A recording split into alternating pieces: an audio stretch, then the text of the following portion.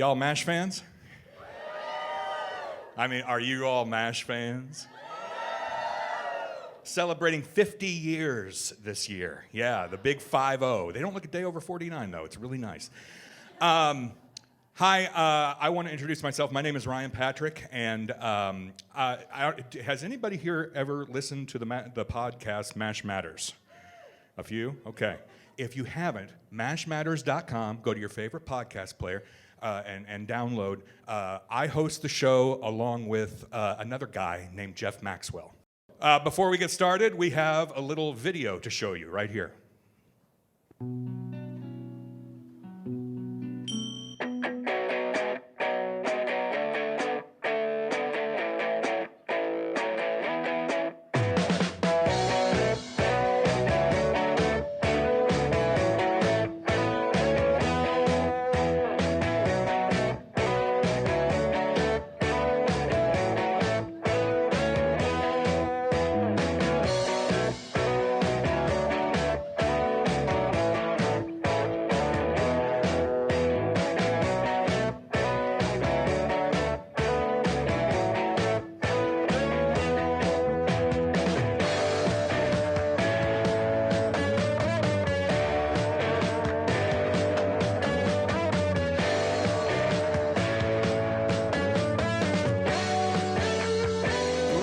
Gentlemen, please welcome Loretta Swit, Jamie Farr, and Jeff Maxwell.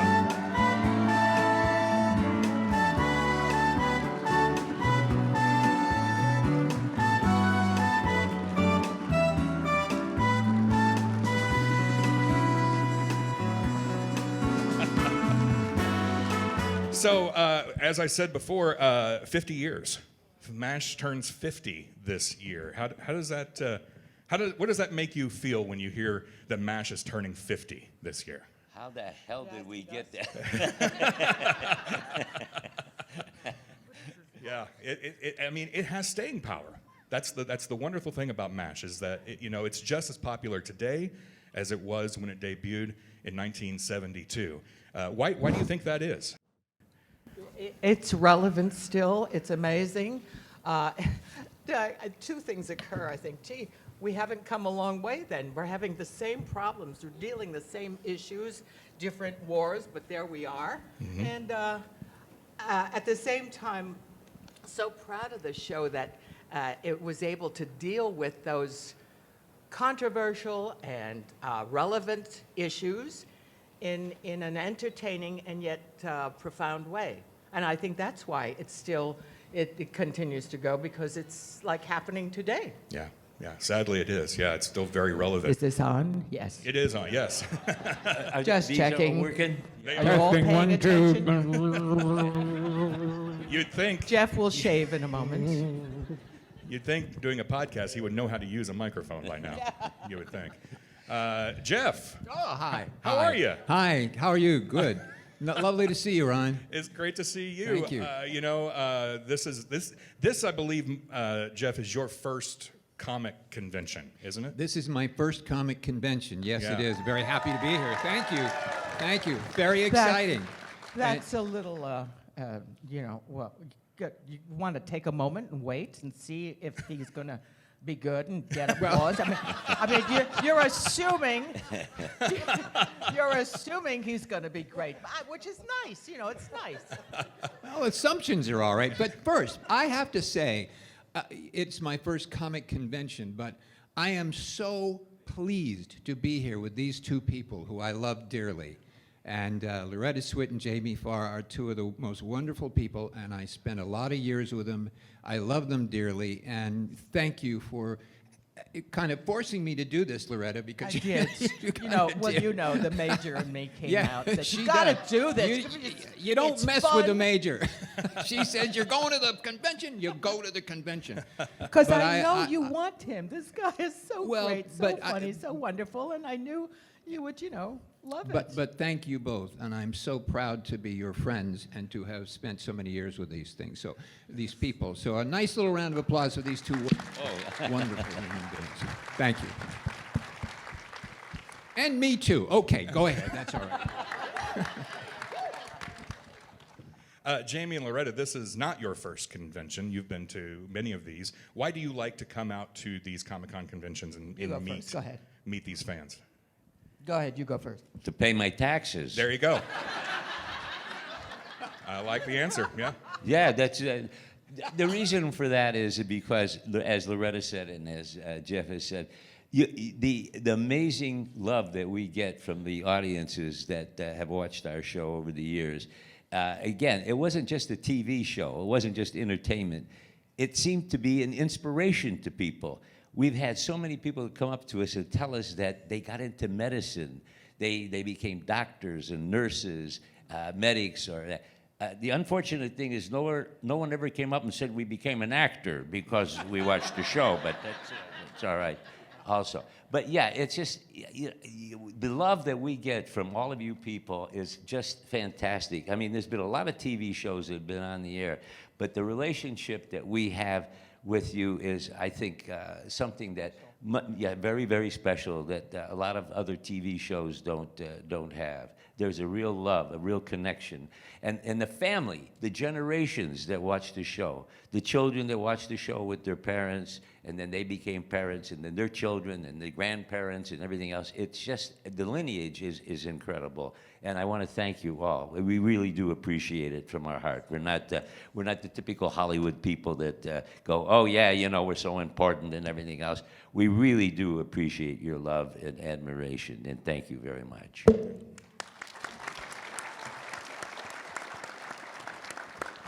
If you have a question, come down here to the microphone. Do you have a question, sir? Yes, sir. Step up to the microphone here. And Sure. what's your name? My name is Patrick Stern.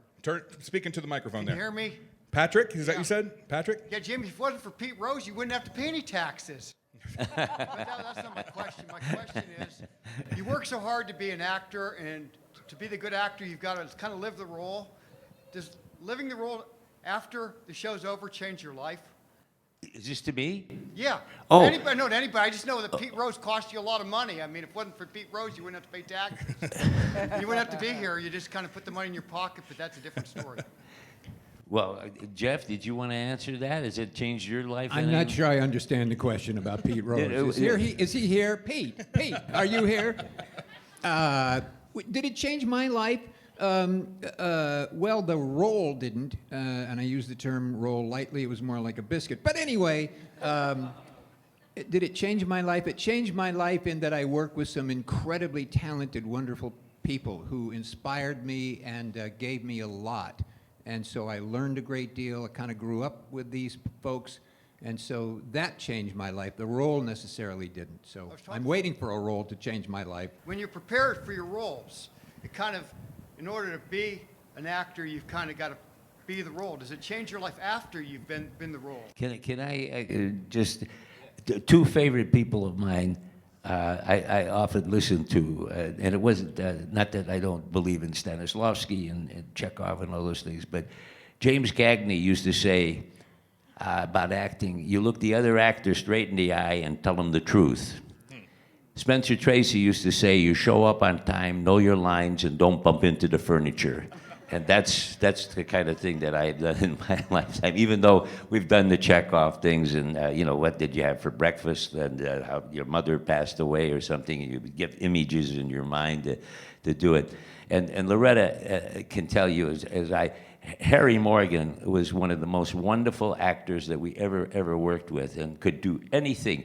Burlesque, he could do serious drama, he could, I would imagine he could do Shakespeare. He was an incredible actor, and you never felt that he was, you know, doing Chekhov or Stanislavski. The honesty that he brought to it, and I think that's the other thing, the honesty that you bring to your character.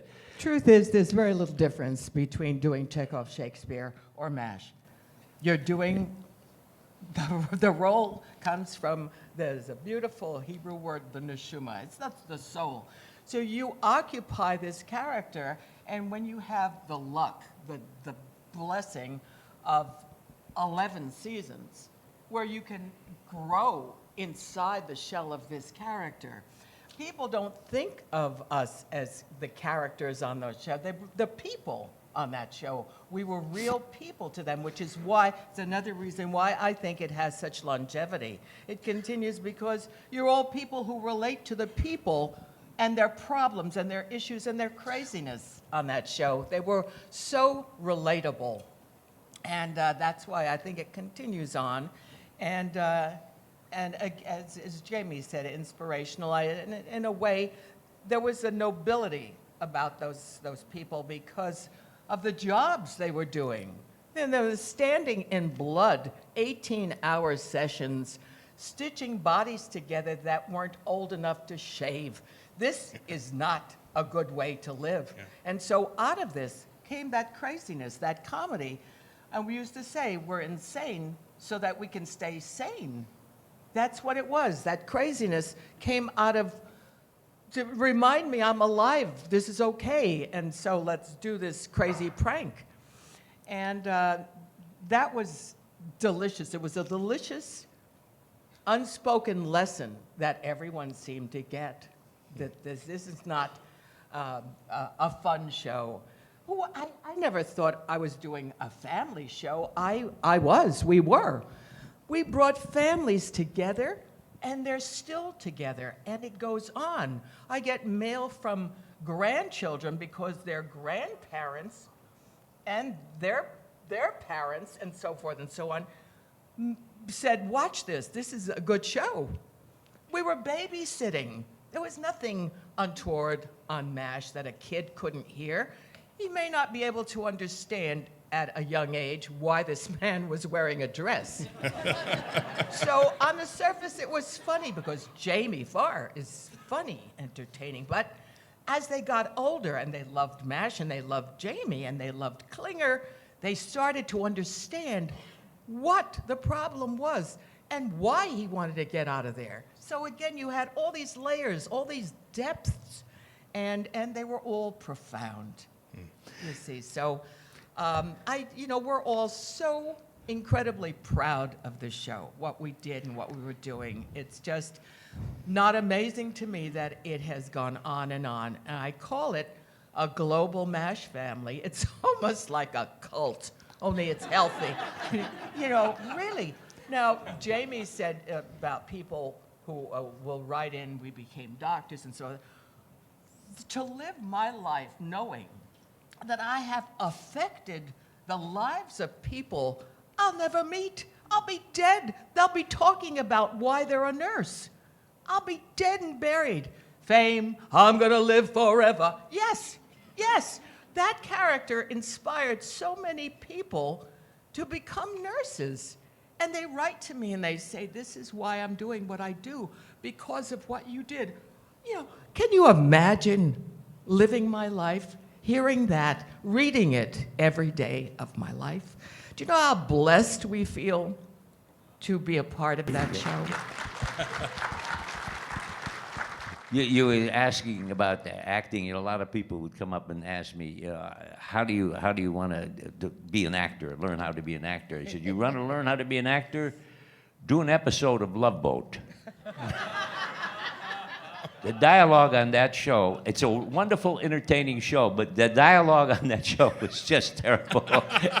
Yeah, they had great actors like Maurice Evans, and all kinds of actors, and Ralph Bellamy, and they made it work because they're terrific actors. They found some kind of subtext in the characters that they did that made it work, and that's really what acting is about.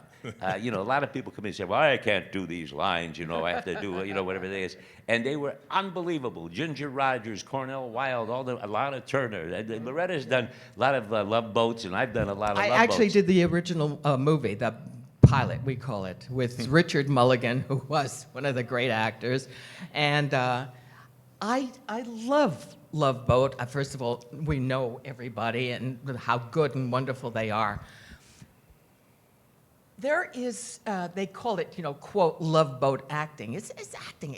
We're all doing the job. We're doing what we do best. So you get a script. The Love Boat scripts have to be lighthearted. You're on a cruise. They do little romances that didn't work, or that the two divorced people get together, or whatever. It's like lighthearted, I would rather watch that than, let's say, the Hallmark Channel, which is a Hallmark card. Even my mother laughed at Hallmark cards. She says, don't send me these cards. They're meaningless. Because, yeah, nobody thinks or behaves like that, you know. But there's a place for that on television. There is a place for that kind of romance and 40,000 violins. I just worry that children are watching that and growing up thinking that life can be that magical. Yeah, that's not what it is. And that's, I think, again, back to MASH, we kind of prepare you that life is not a song. But I loved doing The Love Boat. There's something wonderful in all the shows. They try to do something wonderful, and there's a place for all of them. It was wonderful for me. Do all of you remember the actress Heather Locklear? Oh, yes. I gave Heather Locklear her first on-screen kiss in A Love Boat. Wow, did you really? Holy moly. Wow. Wow. Yes, She was on the David Letterman show, and he said to her, Did you enjoy it? She says, I don't know whether I enjoyed it or not, but I know he did. All right, let's move on to our next question. What's your name? Yeah, hi, I'm Antonio. Hi, I'm Antonio. from Missouri. I only came to see you guys, really. I didn't really care about the rest of Are the you music, leaving sorry. now after this? Well, not quite. But anyway, my question goes to that when the show was being made, did you roll with specific weather in mind, or did you just have to deal with it from day to day, you know, when it rained, because in Colorado? You talking about on locations? Yeah, and the locations, like, you know, the episodes where, you know, the weather was colder, raining, was that, you know, purposefully done, or did the day just happen and you had to deal with it? On location, what they would do, and I used to hate this because of the outfits that I had to wear. They would do the summer scenes in the winter. Lady Godiva, you know, when I came out as a lady, I was freezing my tuchus off, you know, and the thing. Did everyone see Lady Godiva, that show? and then in the summertime, they would do the winter scenes. I had that fur coat on, you know, and I'm sweating like crazy. That was the only thing that we got upset at. And the one time that we had a wonderful time, though, Jeff, were you involved in that one where we did the tug of war with the when we? Yes. Yeah. Yeah, we all- Why don't you tell them about that one? That we actually had to go into a pit. Mud. Mud, and we had a tug of war. We all had to It go was not into it. pleasant. It was real. It was a real tug of war, and people ended up in the mud and getting very, very dirty. It was the last scene Yeah. of the day that we did. Yeah. So you know, Had I to love it. be. And speaking of the ranch, I remember the first day I got to MASH, it was out at the ranch, and you get in a car and they drive you out to the set. And I got out of the car and he's freezing his tuchus off. It was really cold. You're just going, and we went in and we, you know, sat around a little warm stove in the in that tent or that tin thing, whatever. Yeah, it's that was. another green room. We had Yes. green, yeah, we're just freezing. And then about, you know, that's like at 7 o'clock in the morning. By 12 o'clock in the afternoon, it's like 112 degrees. So you go from intense cold to really hot. And that's what was really crazy about being out at the ranch. Those location things were really very strange with regard to weather. Couldn't have been better for being in Korea, which is Right. the hottest country on our planet in the summer and the coldest in the winter. These are facts I'm giving you, not making it up. You know, in the Korean War, to get serious for a second, the number one killer was frostbite. Our boys died or were injured by frostbite. Second was snake bite in the summer. The third was the war. So the casualties were frostbite, snake bite. So this really prepared us in a way. I've been to Korea twice, and I've been through those weathers, those climates, and it's killer. May I Jamie add- served I in was just going to Korea. tell you that I actually served in Korea in the real army. So thank you. Thank you. And I went all the way up to the DMZ, the 38th parallel, and the Korean the North Koreans had the high ground, so our GIs built a latrine that they could overlook the latrine, which is the bathrooms, you know, that the GIs use. The only thing is, I thought, geez, if you're in there and something breaks out, how the hell do you get out at the time? You know, the Koreans are attacking you. One time it was so cold, we were coming back from Seoul, Korea, to Tachikawa Air Base in Japan, and it was a DC-3 airplane. Airplane goes about 200 miles an hour, and it was like a paratrooper's airplane. It weren't comfortable seats. There were benches, corrugated floors on it. And we were going over the Sea of Japan and going where the point of no return, okay? And the propellers froze on us. There were 2 propellers on us. And we were starting to go down, and they started to give us parachutes. And we had some Air Force guys around. They had never used a parachute at all. And you're looking out the window, and the pilot's trying to get that engines to go over. It's like watching a John Wayne movie. You know, you come on, baby, come on, turn those propellers over like that. And they're giving us the parachute. Well, first of all, if it's freezing and you do parachute out and you think you do it, you'll die from thermia, hypothermia on the thing. And I kept saying, how the hell did this kid from the north end of Toledo wind up on this damn airplane? There's residuals in my life. There's, you know, something out there in my life that. Anyway, the airplane, because it's a DC-3, and it kept dropping in altitude, the ice started to come off of the wings and the propellers and the thing finally turned over, and you could have heard the cheers and blessings and everything else in that airplane, but it was really very, very frightening.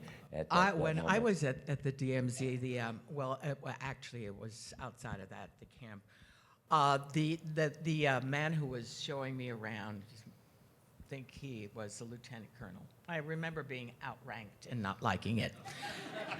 And he said, here's how we tell how very cold it is today. And he pointed to the American flag. And it was flat out. There were no ripples. It was just painted on the sky. He said, that's how we know the wind chill is bad, low. Wow. It just, no ripples whatsoever, no movement whatsoever. It was just there against the sky, like that frozen propeller. It was really, it was severe. Any other questions? Yes. Hi, Fred from Brownsburg.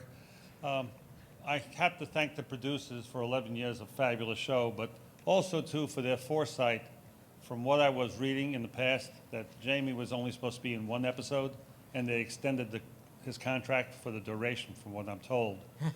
And then the producers turning around, and that scene with Henry Blake dying, where they waited to the last minute to give you the last paper of what was going to happen to get your realism of how it happened, because you really didn't know about it. And last, Loretta, your hair is fabulous. Are you a hairdresser, sir? Just asking. So, Jamie, you were originally hired just for one day. Tell your story, yeah.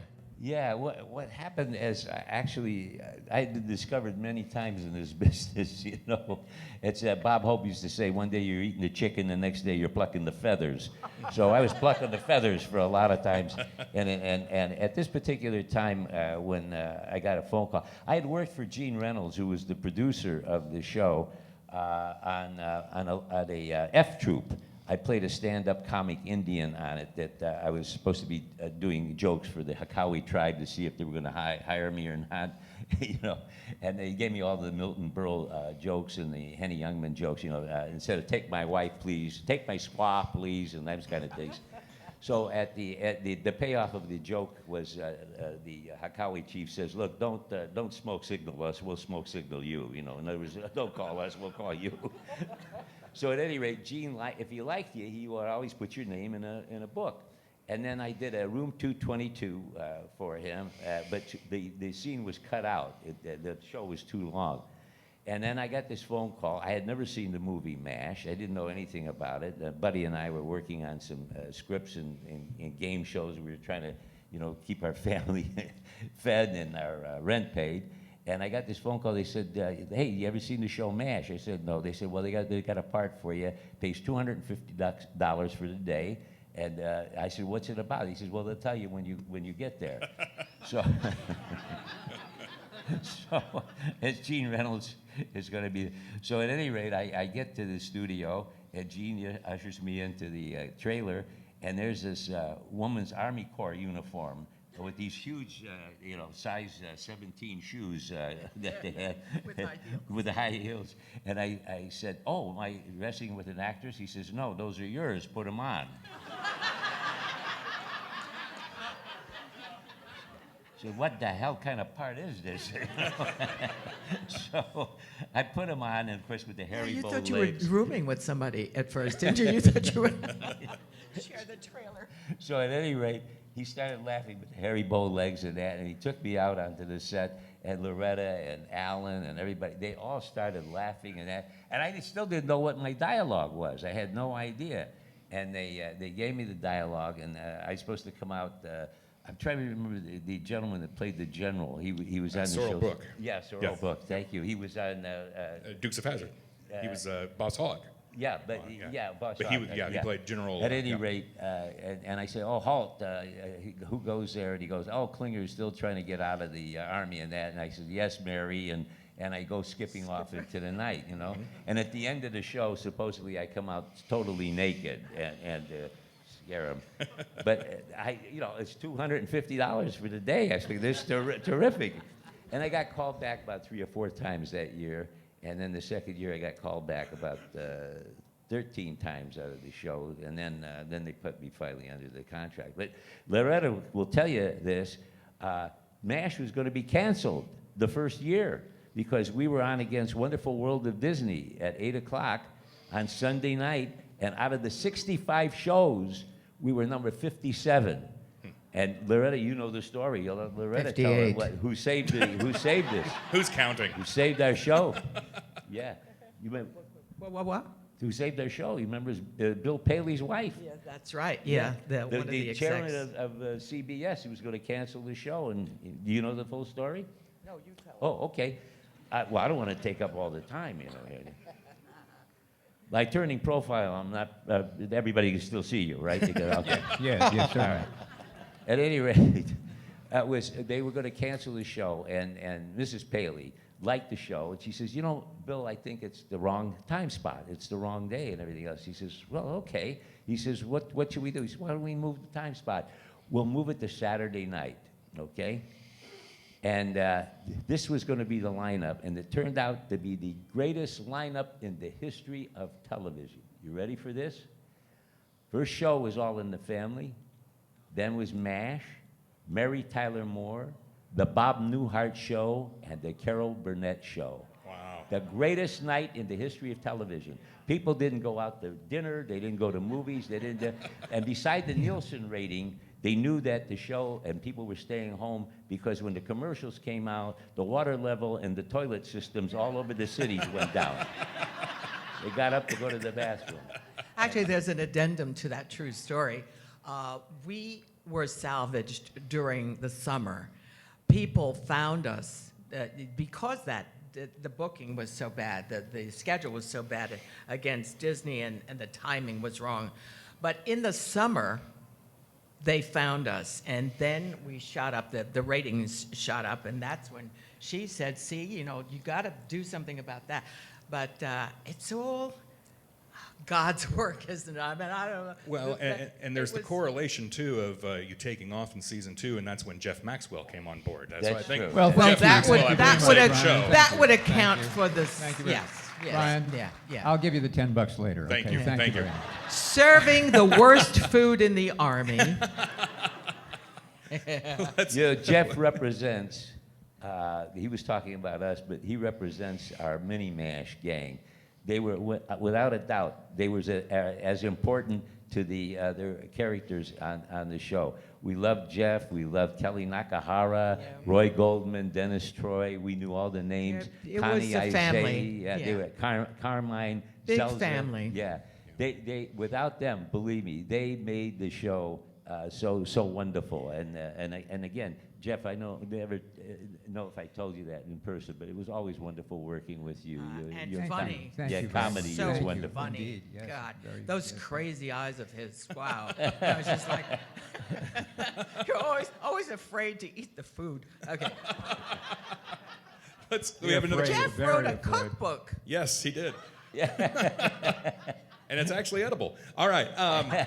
We have another The question. book? What- Yeah, the the book book is is- edible, yeah, not the food in exactly. it. Yes. Yeah. What's your name? The book tastes. Oh. I'm sorry. Yeah, my question is specifically for Loretta. I'm Vincent Zimmer. I'm actually the regional director of sales for Hallmark greeting cards. Well, that's all the time we have, folks. Thank you. Good night. Goodbye. Not really. Wouldn't that have been awesome though? If I The free thing is- autographs for the rest of the day. Something You like know, the thing is, I watch the Hallmark channels. I mean, that? No, don't backpedal. I'm not really the guy, so it's okay.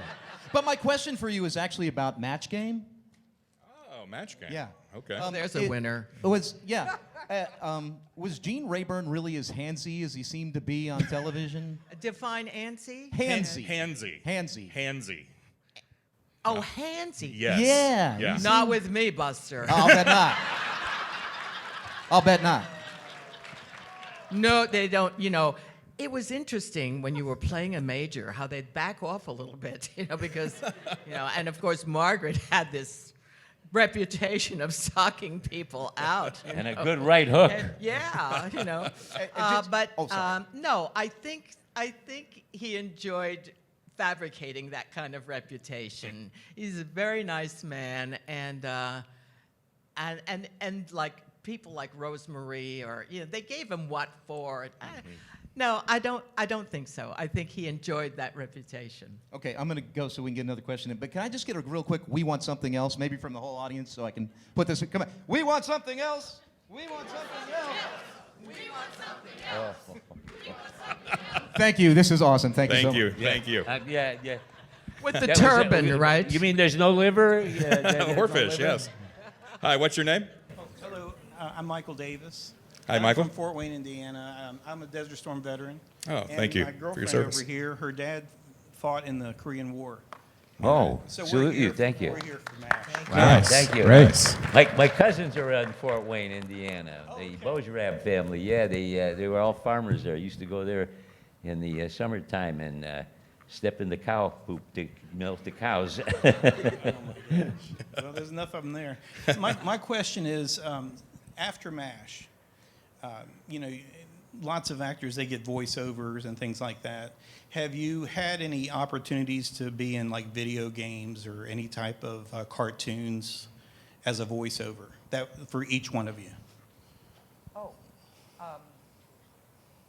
I did do a character on Batman, I think. It was just a couple of days, and I don't remember. It was fun. I love looping. I love voiceover. I love that because you can, in looping, I used to love to loop because you can actually make it better if there was a problem with sound, that you get a chance to go into a small room, soundproof, and you see the screen and you're recording over your mistake or your whatever. And so I love doing that. So voiceover was also a lot of fun. Did you do stuff like that when we No, met? actually, no. I did all those Cannonball Run movies. Those were animated. Yeah. and drank a lot with Dean Martin and. Oh, the roasts. He did a roast. Yeah. Yeah. No, everybody said you should have done voiceovers in that. I never was hired for any voiceovers. Were you, Jeff? Did you ever do any voiceover I cartoons? played video games. That's about it. Close as I got. That's it. No, but I mean, anybody ask you to do the, like Bugs Bunny or anybody, like any of those kind of things? Not yet. I'm still waiting. Me too. I'm still trying. But you guys are still available, right? Yeah. Yes. Okay. If anybody's Yeah. hiring. I All just right. want to say happy early birthday to Jeff. Yes. Thanks, Thank you everybody. very much. I Tuesday. appreciate it. Jeff. Thank you. All right. Now We are get running out outta of here, time, so I okay. think we have time for probably just one more question. Hi there. What's your name? Hi, I'm Eric. Thanks for being here. Just want to say, what were William Christopher and Larry Linville like? Ah. Who do you ask? No, you do Larry Linville, and I'll do Bill I'll Christopher. do Larry. I did Larry, so I should do Larry. A lot. Margaret did Frank. People will come up to me and say, Miss Swit, say Frank. We can say Frank. I used to say, make it 2 syllables, Frank, you know. And when you do something really stupid, Frank. Okay, Larry Linville, divine, delicious, wonderful, so not like that character, and yet he played it so well, you believed it. I believed it, you know. It was just wonderful and thankless, you know. Thankless. Not only that, he was aeronautic. He built hang gliders and things. He was a really very, very wise and very smart man. If you watch late night, like on the Hallmark Channel, you'll see him. You'll see him on Murder, She Wrote, or I think he did a Columbo. Oh, yeah, you see him do another he's a part. wonderful You go, actor. wait a minute. You almost don't recognize him. It's you know, he's wonderful, and a stage-trained actor makes a little bit of a difference. A lot, actually. That's the other thing. Most of us were all stage-trained actors, and that makes a big difference. David Ogden Stiers could go and do King Lear on the weekend. I mean, it was incredible. Or conduct a symphony orchestra. You have no idea. This guy's such a great writer. There's so many things, other things, that would love to share with you about us. It's not just those people we played. Why don't you all come over to our houses and we'll talk personally? Your house. We go to your house. You Just have my a bigger house? house. Oh, okay, I have a bigger house. He has the Everybody, biggest house. come on over. And your memories of Bill Christopher. Bill Christopher and I go way, way back. We lived in the same neighborhood in Studio City. Long before we were acting together, we happened to, his wife and Bill would walk around the neighborhood, and my wife and I would walk, and we'd say hello to them. I knew he was an actor, and he knew I was an actor. And then we wound up being on the movie with Six You Get Egg Roll. Yeah. Doris Day's last movie. And I'm credited for putting her career At any rate, then Bill and I were dear friends. We did other things together, and he was actually on the show before I was. And then, of course, he was a wonderful actor, and he also, one of his hobbies was studying Homeric Greek. Yeah, he actually had these books, and he would study the ancient Greek languages. He was a very, very brilliant man, and a wonderful actor, very funny actor. And very, very kind of. He and Barbara adopted a child, and the child was autistic. And Bill got involved with the group that's in Philadelphia to do that. He was a very, very generous. They wrote a man. book about it called Mixed Blessings. I mean, they're just very special people. Yeah. And Bill, I used to kid Bill about his character. I said, I am convinced that the way you play that priest brings people back to the church. Really, you know, he was just like the priest you want to talk to. He's not holier than thou. He was like a person. He was wonderful. He and I lived sort of in the same neighborhood, and so on the weekends we would meet in the market, and yeah, and go food. So we'd have nice little conversations over the rutabaga. You know, does this look like a good rutabaga? I don't know. So he was a special guy. He was a sweet, charming, wonderful, warm. You know, and person. Loretta will tell you that we're still in touch with his widow, Barbara. We do call. As Loretta always says, we're still a family. We do check in with the people that, especially the spouses, if they've lost their spouse, we still check in. Like some friends of mine will say, you know, so and so is going to be doing so and so. No, please don't. I have his schedule. You don't have to. Yeah, you know, I know. I talk to him every day. You know, but it's so sweet. But we are an incredible bonded family. Yes. And this with is your good reason. extended family right Oh, here. yes, by all And, means. Well, yeah, this thank you. is the MASH family. Yes, This is and sadly, we are out of time. No. Yes, and I See how apologize it for everybody is. who didn't get their question. But come by and see Jamie and Loretta and Jeff, they'll be at their booth signing all day. We'll be there with pen poised. So if you have questions, you can do that when you're in line. Bef- But on before behalf, before we go, I'd like to say thank you to Ryan Patrick for being Yeah, our thank Yeah, you, thank Don. you, Ryan. That was MC. very generous. And because he and I do the podcast, MashMatters.com. MC Please go Award listen of to the it. year. Yeah. Um, And podcast. Thanks for buying one of the Mud Hen shirts. yes, too. That was very you didn't know nice they of made them in this size, did Yeah. you? Yeah. On behalf of MASH fans here and everywhere, thank you for 50 years of laughs and wonderful memories. We really can't thank you enough. Ladies and gentlemen, Jamie Farr, Loretta Swit, and Jeff Maxwell.